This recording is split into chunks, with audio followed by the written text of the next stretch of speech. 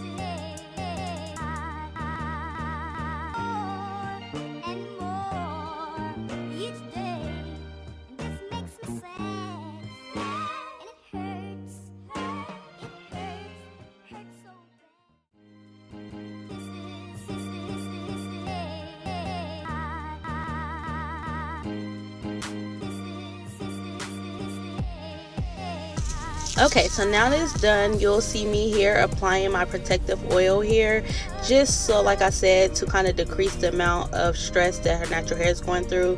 So I just kind of apply it through her parts and kind of massage it in so that her scalp can kind of be moisturized and it's not dry when I'm going to twist. So here you'll see I'm taking in that water wave crochet hair and I braided it in, and then I'm going ahead and wrapping it around. I'll go ahead and continue this method here so that you can kind of see.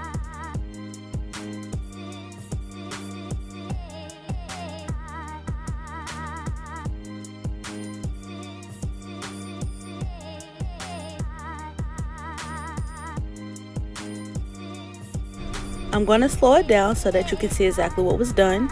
I took 2 pieces of the water wave hair.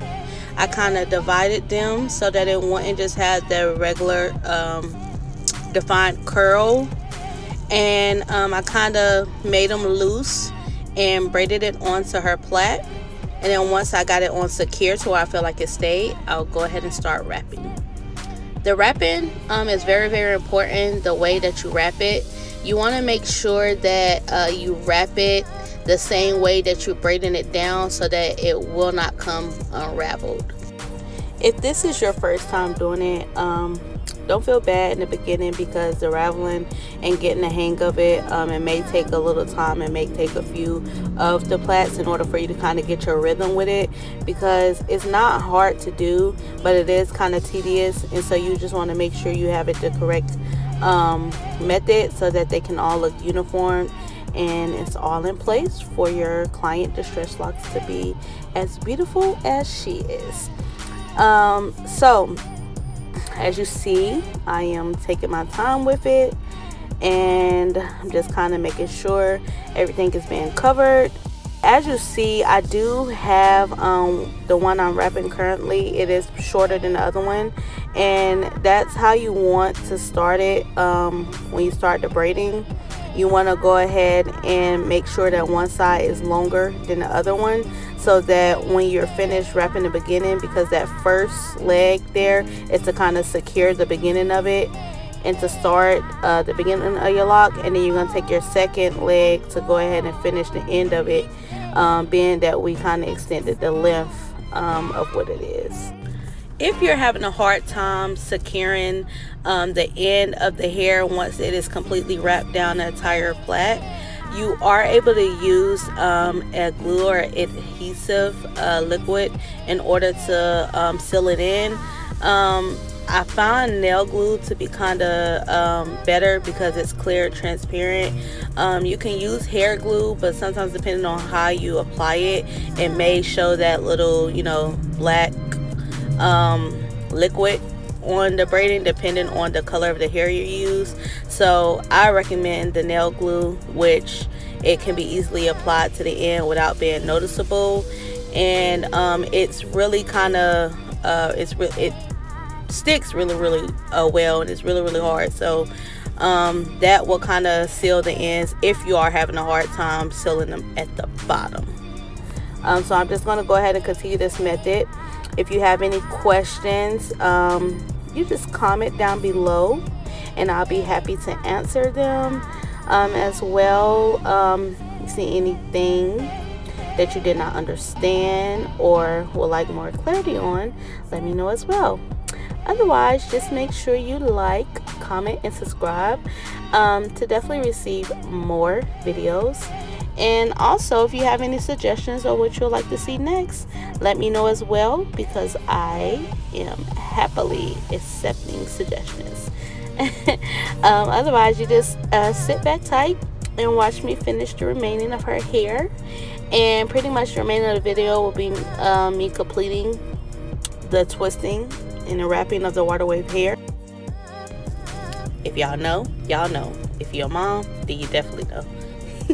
They were so ready for her to be completed with her hair, because of course they were next.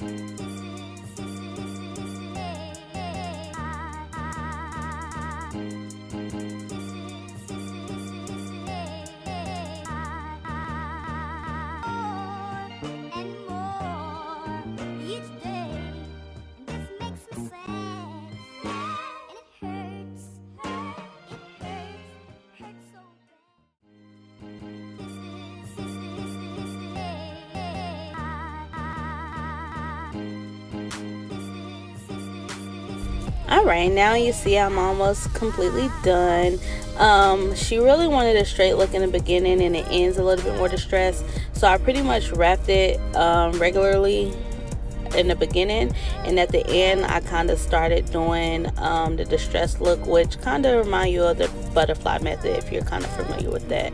The butterfly method, you pretty much use your thumb or your finger and just kind of create a loose loop, so that it gets that look you see on the ends here.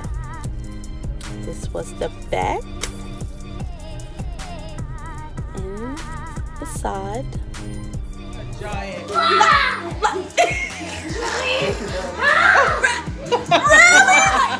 Oh my god! Like, let me go get a stool.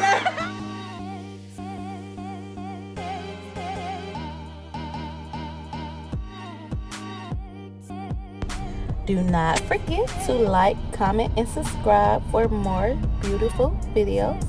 And I love you all and thank you so much for watching.